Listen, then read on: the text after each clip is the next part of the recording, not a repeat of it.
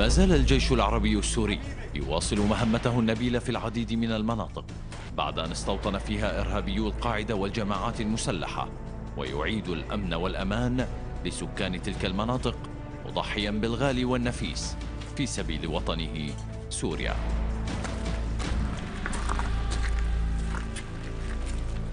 في دير الزور استطاع الجيش العربي السوري إحكام السيطرة على أحياء الجورة والطب وشارع الوادي والقصور وحي الجبيلة أيضا، التي عاثت فيها العصابات الإرهابية فسادا بتعديها على بيوت الآمنين وسرقتها واستخدامها كمقر لهم.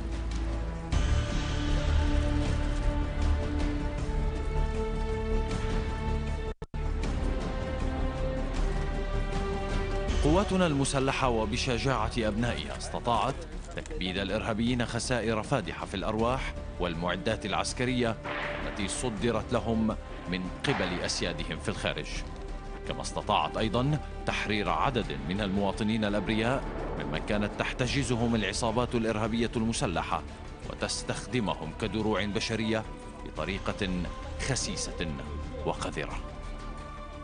الجيش العربي السوري ومن خلال تجوله في هذه الأحياء استطاع أن يفكك عبوة ناسفة كان قد زرعها الإرهابيون بين الأحياء السكنية،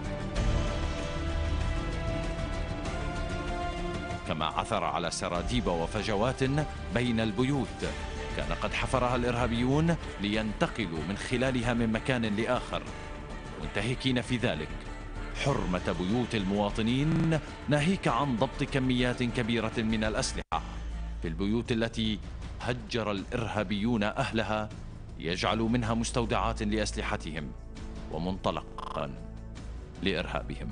نعاهد أهلنا في كل بقعة من بقاع الوطن بأننا سنكون الجند الأوفياء الصادقون، جند الحق وجند الله، وجيش الشعب وجيش الوطن الجيش العربي السوري سيبقى العين الساهرة كما قدم وكما قال وكما عاهد الوطن والمواطن بأنه سوف يكون المدافع الأول عن الأرض والعرض والوطن. معنويات عالية وشجاعة وإقدام، ميزة يمتاز بها الجيش العربي السوري الذي أقسم على الحفاظ على بلاده ومحاربة الإرهاب وإجرامه.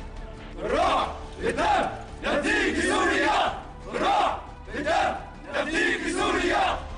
نعم، هو الجيش العربي السوري بكل إصرار وإقدام يؤدي واجبه الوطني تجاه الأبرياء من أبناء وطنه، عازما على إعادة سوريا كما كانت قبل أن يأتيها الإرهابيون المرتزقة وضعاف النفوس من كل حدب وصوب. نعم، هو جيشنا الباسل ماض في الانتصارات حتى يعيد البسمة إلى وجوه أطفال سوريا، كل أطفال سوريا.